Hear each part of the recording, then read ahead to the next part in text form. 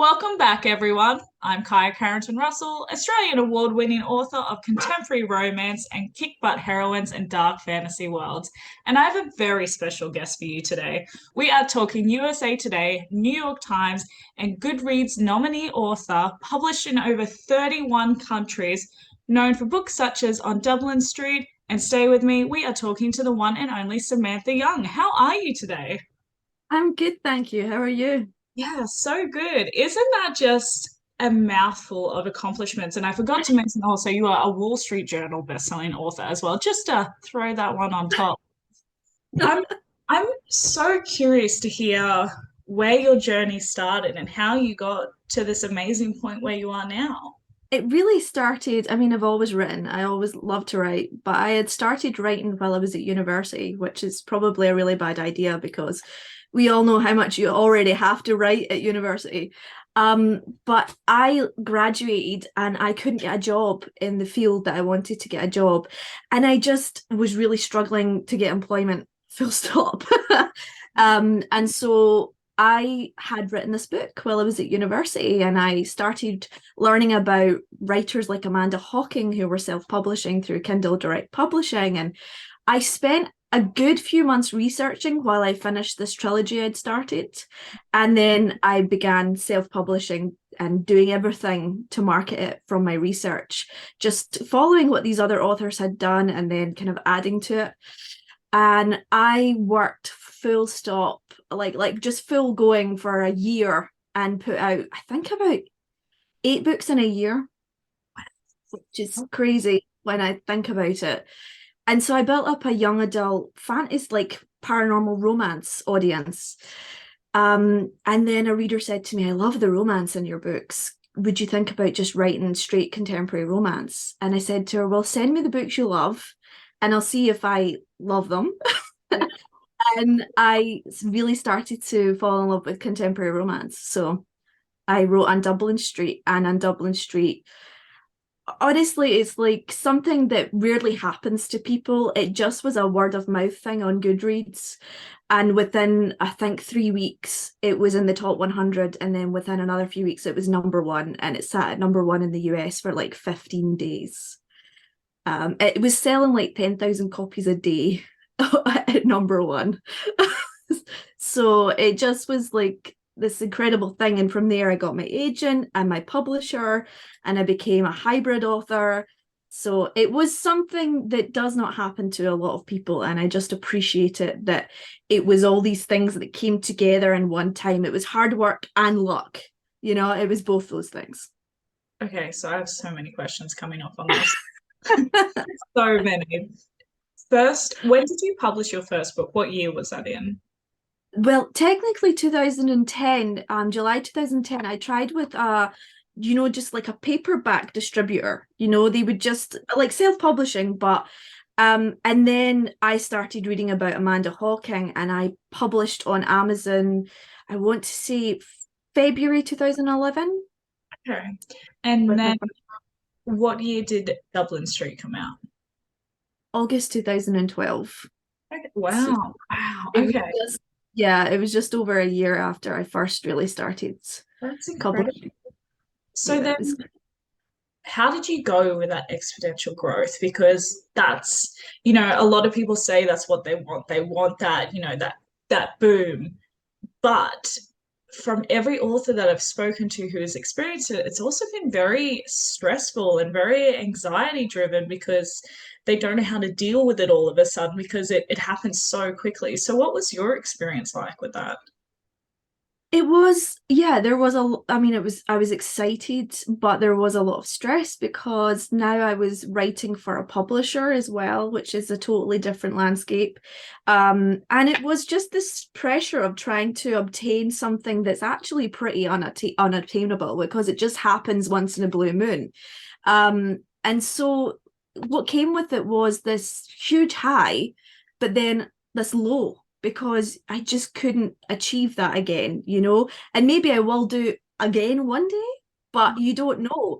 And so I had to deal with feelings of like, oh my God, I failed because I haven't been able to recreate this thing that I didn't really create in the first place. It was readers and the cosmos and everything that created that.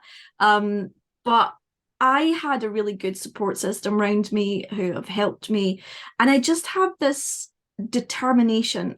Once I became a writer full time, I was determined that no matter what, this is what I was going to do for the rest of my life. And I managed to get to a place where I was like, you know what, I'm happy as long as I can do this full time. It doesn't matter how much money I'm making as long as it's enough to live on. And I just look back at those moments like, okay, this set me up. I'm just going to appreciate that and just kind of go from there. And but it took me a few years to get to that place of peace with it. So yeah, I would agree with those other authors that it's a very stressful, pressure filled time. Because would you agree or say that you were trying to chase not that high for that euphoria feeling or whatever, but because it kind of puts the stakes up so high that expectation is there, so you feel like you have to repeat that every time. And I imagine the next release after that would have been a very difficult one with that kind of pressure attached to it. Yes, absolutely. Especially, I think I actually self-published a book either the second or third time, because the second book was the second in that series. And that was through my publisher. So that felt different because my publisher were driving that. And I have to admit, I was kind of naively just not too stressed about that because I thought, okay, they're dealing with it. It's kind of out of my control, actually. I can do what I can do. But it was when I released, I think it was Into the Deep, which was my first self-published book after it. And I was just terrified. I was like, oh my God, if this doesn't do well, then that's it. I'm done. It was such a dramatic, feeling. And of course, it didn't achieve what a Dublin Street did, but it did get into the top 100 and it did sell well. So that kind of helped me make peace at that point as well. But yeah, it's I don't think people realize how much pressure we can put on ourselves in moments like that. And that's why I find it so interesting, because we've had quite a few episodes on here now. I think like 120 or something now, which is really cool. But Yeah. it's so interesting comparing those. And as I said, a lot of the authors who did have that, and it's definitely not overnight success. We do not call it that here because there's so much. You wrote 8 books in one year, like well deserved and respectfully so. And then you have the ones that have the slower pace. And some people almost get frustrated by that slower pace, but also I think unintentionally it better prepares them for what's to come, just getting that bit small by small. But everyone has their own adventure, which is super exciting. So I love to hear how people deal with it. I really want to talk about Scotland because I love Scotland. So I love that you're able to write about your home country. I love that it is an exotic place that can be swept away in romance. And so I was curious for you what it was like to be able to write about your homeland. I love it. I mean, one, it's just so much easier to write about a place that you know well and kind of create the secondary character through the setting. It's also a balance because my biggest audience is the US, and my second biggest is Germany. And both those countries, as a generalization, love Scotland, in pop culture. But they also have a very romanticized version of Scotland in their pop culture. So I have to find a way to strike that balance between feeling authentic and feeling like I'm respecting where I come from, but also giving them that slightly romanticized version of it as well. So Was I just get the best bits. Yeah. Was that an interesting thing for you to learn though? Because if I'm being completely transparent, I have never, nor would I bother writing an Australian book. And there's authors that do it and they do it well. But from my point of view, I just as you said, US market is so huge and it's the same for myself. And so I would never be daring enough to write an Australian one because I just don't feel like I'd be able to push it or manage it marketing wise as much as I would like. And as you said, there's a romantic side that you had to adapt to for the US market. So Was that something that you were aware of when you wrote your first book? Or was that something that you learnt in time and thought, oh, maybe I should leave this out, or maybe I need to add more of this so it's more appealing to a bigger market? It was very deliberate from the start because on Dublin Street I had the idea I wanted to set it in Edinburgh, but I was like, okay, how do I get a US audience to really be invested in it? Yes, okay, it's Scotland, but make my heroine American. That's what I'll do. That's who they can relate to. They feel that idea of being a stranger in a strange place and learning it through her eyes. So I did it that way, but I also Edinburgh's a really great melting pot, and you have areas of Edinburgh that are very affluent and actually where people have a very anglicised accent.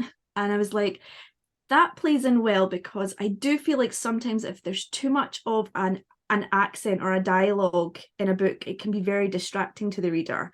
So I was always like, okay, I'll have a very anglicised accents for my characters, which makes sense for them because they've been brought up in an affluent area of Edinburgh. And I'll just throw in the occasional I and Bonnie and the, just to kind of give them the flavour of Scotland.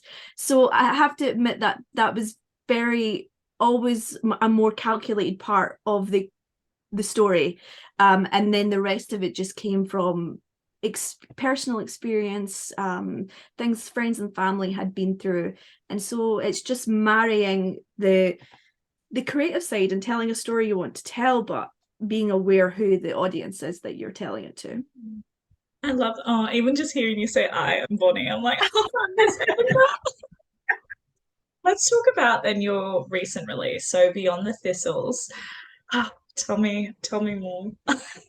It's a spin-off to my last series, the Adair family series, and it's set in the Scottish Highlands, and it's a romantic suspense series. Each book is a standalone for each member of this family, the Adair family. So Beyond the Thistles is a spin-off to it. It's set in the same small village in the Highlands.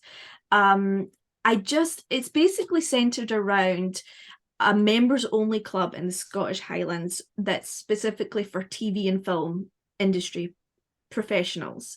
And it was inspired by Skibo Castle up in Sutherland, which is a members only club. That's where Madonna and Guy Ritchie got married.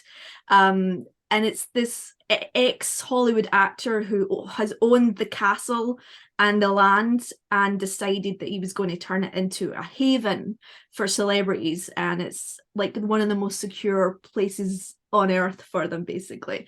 But all these bad things tend to happen in this little small village in the Highlands. And I just couldn't let it go. I just felt so much in love with the world I'd created, but I ran out of siblings in the Adair family.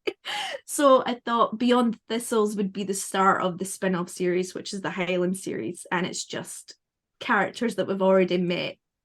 But readers can come into this series not having read the Adairs if they want to just start with Beyond the Thistles. How many random sites and places have you gone to for research for your books? I've been a few. I mean, obviously the Highlands. I actually was just there last year, and in Sutherland, where my series is set. And I went back to the places that inspired it. Places like there's a little place up there called Dornoch, which really inspired Ardnoch, my fictional village.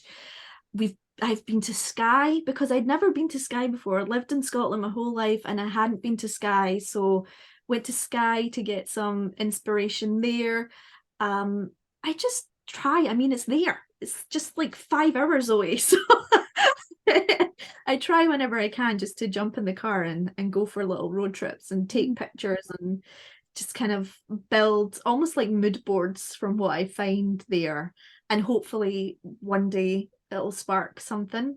For other books, that I aren't set in Scotland, I've been to Boston for a research trip and that. So I do, if I can go, I will go. Yeah. Otherwise, people who live there, I mean, social media is wonderful for reaching out to people who live in these places and asking them questions. It must be really cool as you're talking about social media, taking photos, being like, and this town was inspired by, your readers must love that. They do. They love anything like that. And I love being able to share that and really take them to the place. So yeah, it's fun. Well, then, speaking about going to the place, what does your writing process look like? Are you a plotter, a pantser? Do you work 9 till 5? Do you have to light a candle? I don't know. What is your process? I am definitely a plotter, most definitely. And I think for me, that works because I rarely have to redraft after the first draft. It's usually minor tweaks. I will write a full, and this came from actually working with a publisher. I will write myself a full proposal of what the book what's going to happen. And then I will start writing chapter summaries that are a little bit more involved. And so when I do sit down for the day, the words just come because I know exactly what's supposed to be happening in the chapter. And I would spend all morning. I spent about 7 to 1, obviously with a break in between writing, and then I'll spend the rest of the afternoon on admin, marketing, account stuff, all the things that people don't realize we have to deal with as well. How did you then find when it comes to obviously handling multiple contracts? You mentioned you had an agent, traditional publisher. How has all of that come into play? How has that assisted you, but also applied responsibility and maybe even pressure as well? I mean, in some ways, it's great because I've had to learn to do things I never thought I'd learn to do. Um, I've always find contracts scary because the legal jargon, it's just not, I just don't understand it. I'll go and Google things like, what the hell does this mean?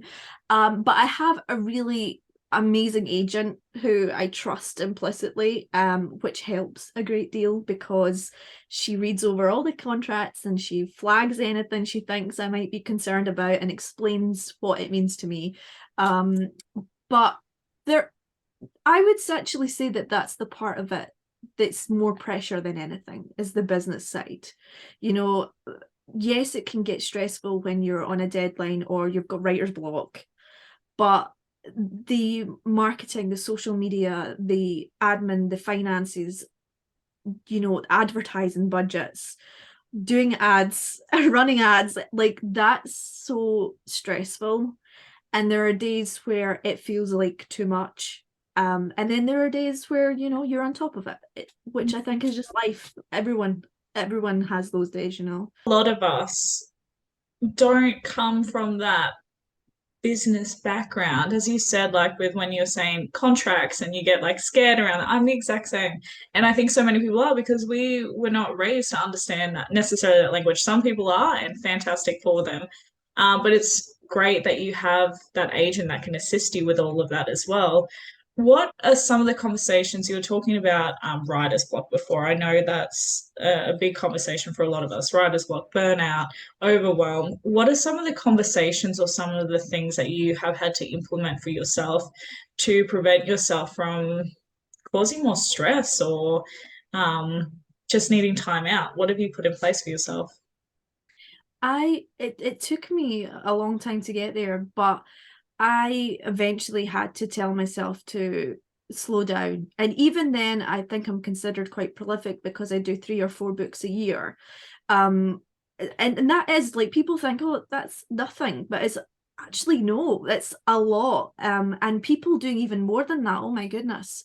But I was at one point, and I can't believe I was, because all it does is it does lead to burnout. It really, really does. And so I had to tell myself, I think what it is that we have this fear that if we don't keep producing and stay relevant in people's minds, that our career will just disappear. And so it's kind of trying to overcome that fear and say to yourself, okay, can you work? Can you write this many books in a year and you feel mentally and emotionally and physically well? And I have finally got to that point where like, yeah, I can do 4 books at max and I'm okay. But anything over that's going to send me over the edge. And I just need to know that about myself. That's so good that you learned that. I think a lot of authors, and when you were saying before in your first year that you wrote 8 books, and this is a familiar story because I think a lot of authors in your first year, you get this kind of like excitable, obsessive sort of, and you're just like, you just keep writing because we're readers as well. Like we want to discover what happens. It's like you found this new passion and love. And then after about a year or two, the business side of it starts kicking in. You're like, oh, this is, I have readers now. There's a little bit of responsibility. There's a little bit more weight to this. And then as the years go on and you realize it's not a sprint, it's a marathon, and there is consequence to your health when you're going at this pace, you need to find that balance. And I think a lot of people, this is usually when they break their back, not physically, but in that sense. I should put that disclaimer out, but it's just too much going at that pace, and it's not a forever pace. For some authors, it is. There are those authors, but for the majority, there isn't. And it is, I think, a lesson that everyone learns at some point as to how to best manage it themselves as well. Have you ever experienced burnout yourself? Yes, absolutely. I have a really terrible memory, and I have to admit that the last decade is just a blur of things. I think because so much happened in a decade, it's just I can't remember which year this happened, but there was a year where I didn't publish as much because I was just exhausted. I was completely mentally and physically exhausted. And that I think that's probably when I gave myself a good talking to and was like, okay, if you want this to last and you want to write books that you're proud of and not books that are rushed and just put out there to satisfy, then you're going to have to just take your time and also write what you want to write. That's another part of it. I think we can also have too many voices coming at us telling us what we should be writing, and sometimes you just have to say to yourself, what do I actually want to write? and go from there, because I was told not to pigeonhole myself as a Scottish writer, that all my books were set in Scotland, and I put the Adair series off for that very reason. And I'm glad I did, because it allowed the idea to percolate and evolve. But it's been my second best-selling series since On Dublin Street. So that was also a lesson to be like, just write what you want to write. Again, it's so familiar because there's so many conversations that happen on this side of things, and majority of us all want to watch each other succeed. And if somebody has had a massive win by doing a cookie cutter formula, of course they're going to say, I think you should really do this. And I think often we can be persuaded by that. And then, as you said, because I did a similar thing, I came back to a year, I was like, oh, I should have just continued on my course because that's what I love. And I think that you can really feel that in the writing as well when somebody isn't as passionate about it. And it brings me to my next question, actually, because you write multiple genres. Of course, they all have romance, which is what we love, but you write so many different versions of romance, some fantasy, some not. So, where is your balance with that? Do you write to your muse? Do you have a structure? I am a mood reader and a mood writer. But once you're in a series, you're as you said, you're now writing to an audience who have bought into this, and so that's fine for like the contemporaries or the romantic suspense. But my paranormal, I decided to go back to paranormal because that's where I started. And I think it was 2019 where like the mood just hit me. I was reading lots of paranormal and I was like, I really miss this. And I know people keep saying that it doesn't sell, but I just really want to write this book and I'm just going to go for it. And I wrote my first adult paranormal romance, which was War of Hearts. But what happened with that series was I got to book 3 and I was supposed to write book 4, and I wrote half of it and hated it. Like I had really bad writer's block and I was just pushing through the writer's block to write it. And I remember I sent it to my editor and I said, this is the worst thing I've ever written. And I just need you to confirm that it's the worst thing I've ever written. And she wrote back to me, she's like, it's 100% not the worst thing you've ever written. She's like, here are all the questions I have for where this book is going to go, and maybe that will help you finish it. And I think it was just writer's block, that made me feel like I hated it.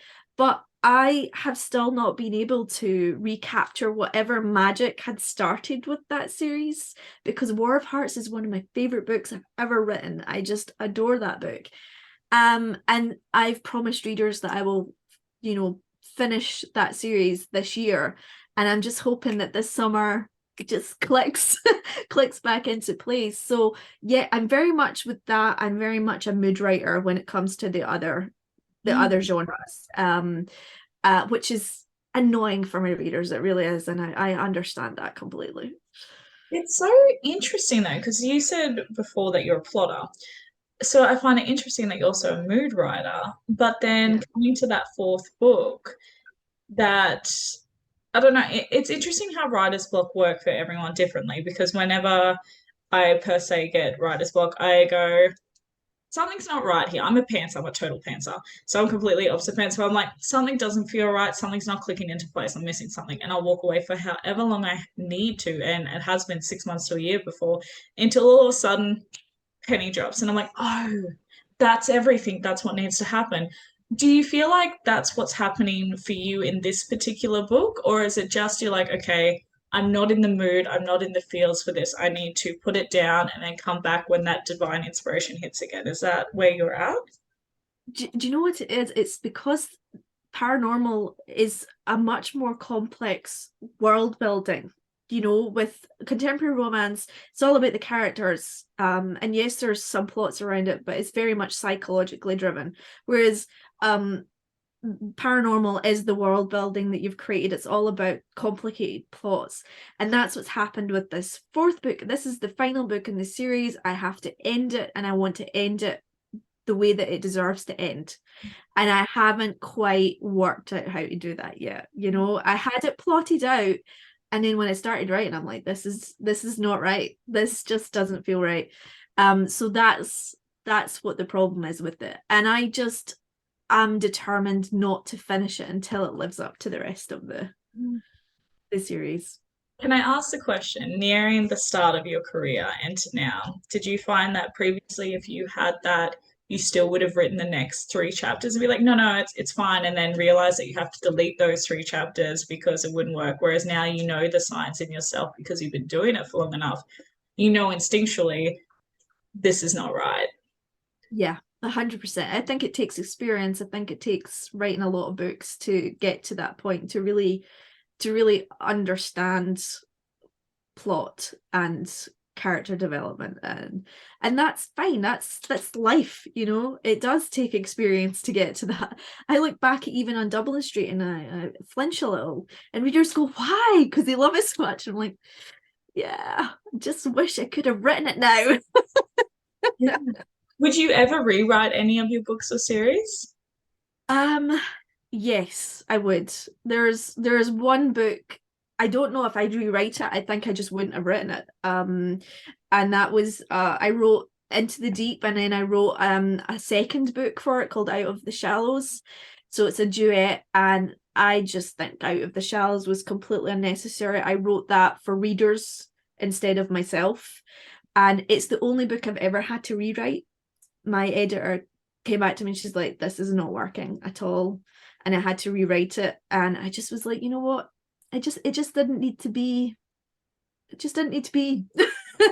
So I've learned also to not write just because readers want it, because I think inevitably you disappoint them because you're giving them something that you don't want to write.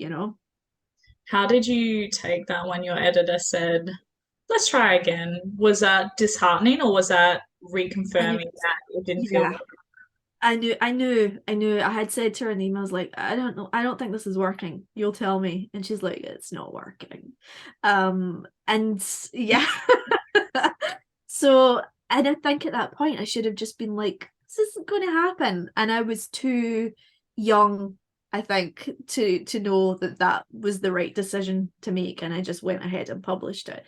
Some readers enjoyed it, like, but that's the way of it. But I think the majority of readers preferred the first book and would have liked it to have just been left there. That's an awesome lesson. I'm kind of glad I question how many would be willing to admit going, you know what? maybe that one wasn't the golden egg. You have had so many, from what people would say, outside success. So, as we said, USA Today, Wall Street Journal, New York Times, and even a Goodreads Awards nominee, which is so cool. But I'm curious as to what has been the most sentimental or the most recognizable moment for you, and most importantly, how you celebrated that. Actually, the one that always sticks out in my mind isn't it's not really it's not really a celebratory moment. It was um just pivotal to making me reconfirm why I write.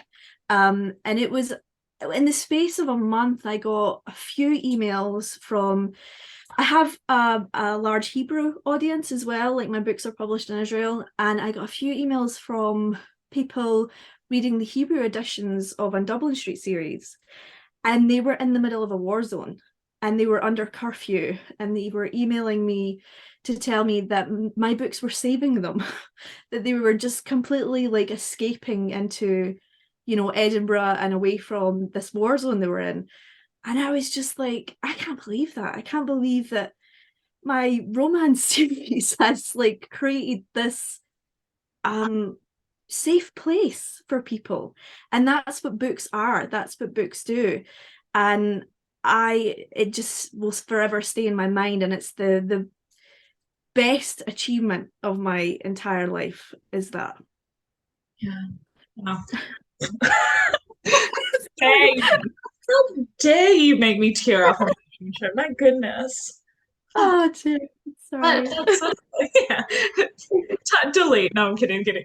But that is so special in so many ways. And I think it's a wonderful reminder too that although, yes, we need to earn a living off this so we can keep doing it because we're passionate about it, it reminds us why we do it and just having that connection with a complete stranger.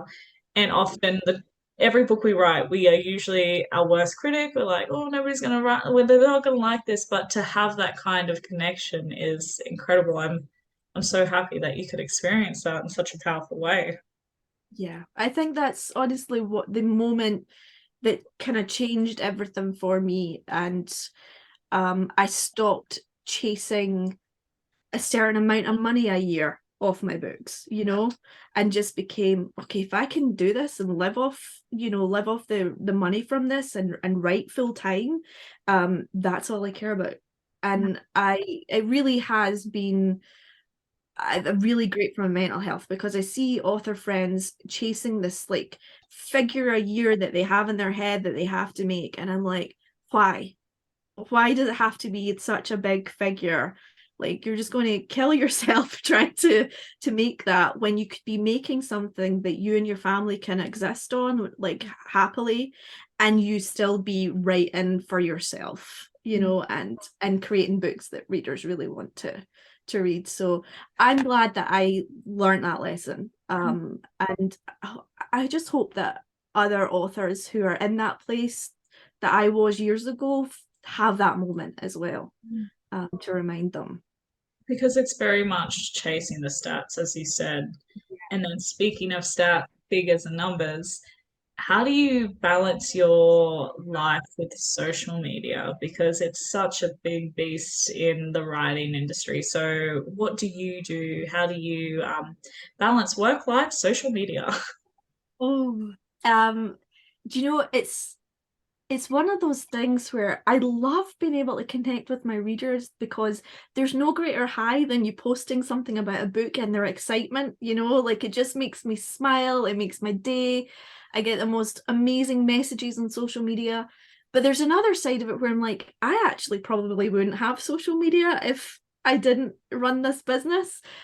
So it's just kind of a war between those things. And the worst part is chasing followers, is chasing views. And I think I tend to go through phases where I'm like, right, I'm going to do this. I came to TikTok late, and I was like, right, I'm going to do this, I'm going to do it.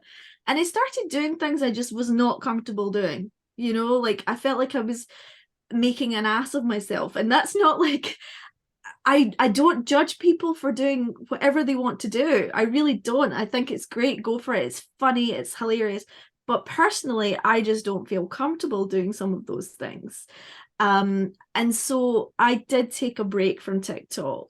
And I think that I think I use social media because it's imperative to use social media. I think it's also great to stay in contact with their readers and give them a sense of who you are. I think that's important to them. But I also think you have to know yourself and know when to pull back. And and just listen to yourself. I think it's really important to listen to yourself. There is nothing wrong with taking a social media break. Social media mental health. We've been, it's so strange on here. We've been talking about it a lot more lately because I think, especially with the impact of TikTok too, we're more accessible than ever. We're more on it than ever. And so I do like bringing up this conversation for that exact reason. I'm a little bit curious because you recently put some of your books on Kindle Unlimited. So I love the good old Kindle Unlimited versus wide debate. And obviously, both are fantastic options. They work differently for everyone. But I was curious as to what kind of conversation you had with yourself to decide to put those books in Kindle Unlimited. I had a very stressful, anxiety-ridden conversation with myself that lasted months before putting my books in KU. I mean, I put books in KU before, but I think the conversation that a lot of us have is that it has to be your entire catalogue to make it work. But I can't do that. I'm hybrid, so I've got traditionally published books that will stay wide. But this is the first time I have a complete series that is just self-published. And what I noticed was a decrease in sales over in the other platforms and an increase in sales over on Amazon. So that just felt like what was happening for my career anyway. And I thought, okay, well, if most of the audience is over on Amazon, then we're in a recession. Like a lot of countries are in a recession, readers are struggling. I completely love the concept that readers can read as many books as they like for however much a month, because I've been there. Like when I was a student, I had no money and books were my addiction, and it was really hard not to be able to afford books. So I thought, I'm going to do it. I'm going to put it over there and just see what happens. That was my attitude towards it. And honestly, almost immediately within a week, it's just the page reads have completely outweighed sales for the Adair series, and I've got a lot of new readers for the series. So it has definitely been worth it to give those readers who haven't been able to buy my books. Are quite, they're not expensive, but they're $5.99, and so people can't afford to buy 5 books at $5.99. And so it was just a great chance to give them the opportunity to read it and to see if it would build my audience, and it definitely has. It's still I'm still wary of putting eggs all in one basket.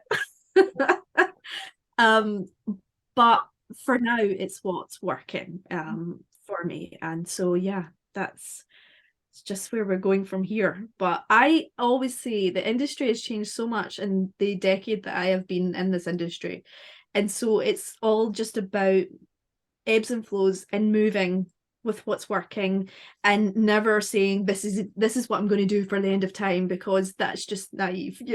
Love how honest that answer was too, though, because there's, as you said, the industry is always changing, but I love that you followed what it looked like your audience was already doing, because I know so many people. I can imagine how stressful and anxiety driven that decision was, because when you get so used to doing one thing that has worked for you, it's hard to think, oh, this is a gamble. Do I do this or do I not? And then also, it makes it a little bit harder because there is outside pressure. Again, you have fellow author friends' opinions, which are not a bad thing. They just know what's worked for them. But then also reader expectation as well, because some are going to be disappointed that it's not wide. Some people are going to be disappointed that it's not Kindle Unlimited. So you can't win sometimes. That's the thing. And I think also it's just like obviously readers are going to be disappointed. The book Beyond the Thistles is coming out wide early so that readers on Apple and Kobo and Barnes and Noble can still grab a copy, and then its release day on Amazon's different because it'll be going into KU on release day. But like I had a couple of readers who are Kobo readers, and they were like, I read this on Kobo Plus, which is their subscription. And so I totally understand that it's disappointing for them, but my answer to that was, well, readers on Kindle Unlimited, they haven't had the chance to read this series. Kobo Plus readers have had the chance for like 2 years to read the series. So I think it's just about making them understand in a way that's not defensive and being understanding of their disappointment as well. So yeah, and I think that's probably was my greatest anxiety, was upsetting readers on the other platforms. What would you say in your career so far? What has been your greatest challenge and your greatest accomplishment? I would say I think my greatest challenge has been um just making peace with the fact that the industry changes so much. The first few times it happened, like for instance, when Kindle Unlimited was first introduced, it completely changed the algorithms over Amazon. And suddenly, you couldn't get into the top 100 unless you were selling a ton of books wide. And that was really frustrating because that was how we got our push up the rankings, and how we got more of an audience was every time you released a book it went into the top 100 if you were lucky, if you'd built that kind of audience. And suddenly that changed, and so that was really frustrating. And over time it's just gotten easier. Anytime something like this happens, like TikTok coming along and suddenly TikTok pushing books, I think that was easier for me to deal with than a lot of authors because I'd already been through it. So that's probably been the greatest challenge, is just learning how to graciously move with the changes of the industry.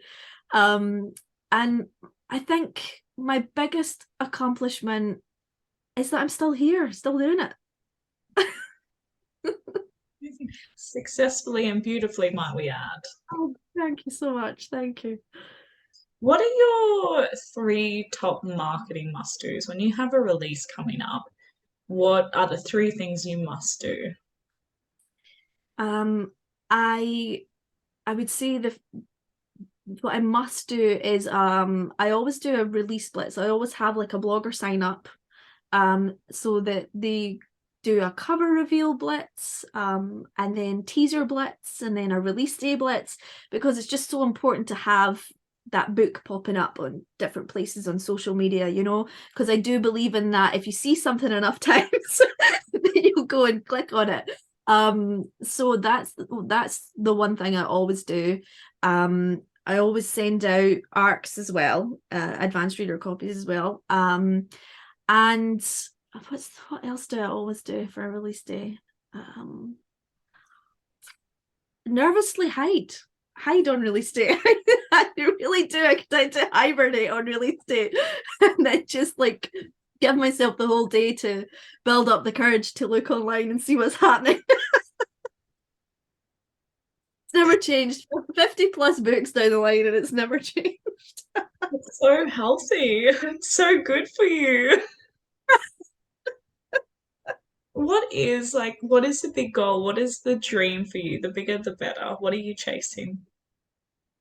Honestly, I know it sounds like I've said it before. Honestly, I am just chasing longevity. I just want to be able to do this. For one, because I'm not qualified to do it.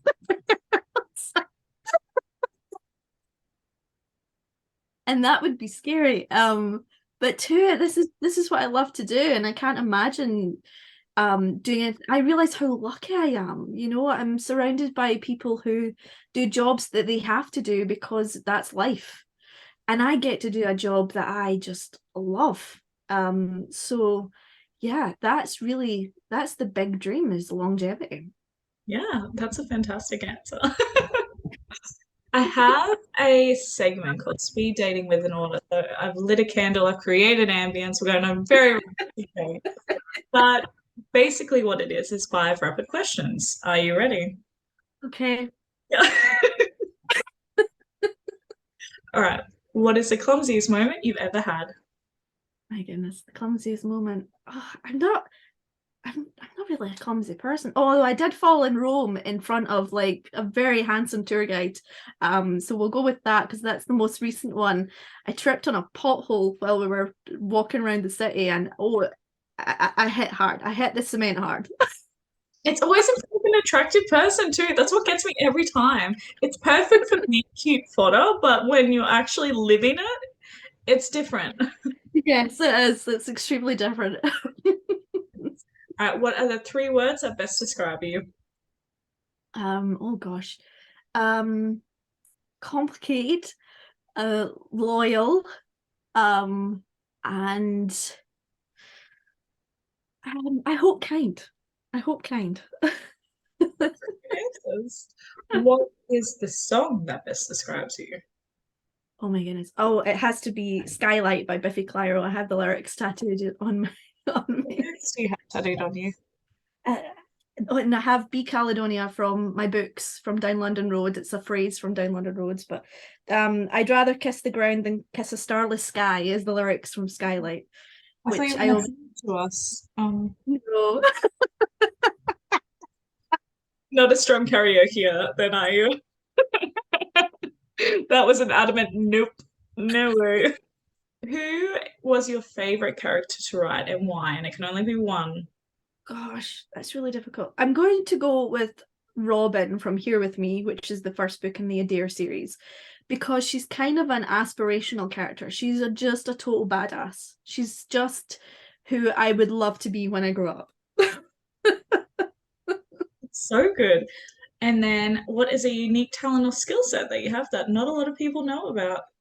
I don't think I have a unique talent. Seriously, I don't. But I do a lot of my own creatives, like my own graphics, and I loved art at school and stuff. I don't think a lot of people know that some of my book covers that I designed, and so I do. I designed the re-coverings for my YA books. The War of the Coven series, the Seven Kings of Jinns, those books I designed. I designed Into the Deep and Out of the Shallows. And also covers that have now been replaced by other covers. That's so cool though. That's Yeah, I love playing around with that stuff. It's fun. yeah. Canva? Pick Monkey, actually. Okay. I haven't heard of that one. Yeah, it's just so easy to use. I love Pick Monkey. I have had so much fun today. So what do we need to be on the lookout for? What's coming out? And most importantly, where do we find you? Well, I've got Beyond the Thistles coming out, the first in the Highland series, and I've also got a standalone rom-com coming out this summer, The Love Plot, which is kind of a take on the 1950s, 60s rom-com movies, but with a 21st century strong heroine. And you can find me on my website, authorsamanthayoung.com, and I'm on TikTok, Instagram, and Facebook at Author Samantha Young. Well, thank you so much for coming on today. And who knows, maybe we'll see where you are next year and see if we can get you back on. Definitely. Thank you so much. It's been so much fun. Absolutely. Until then, bye guys.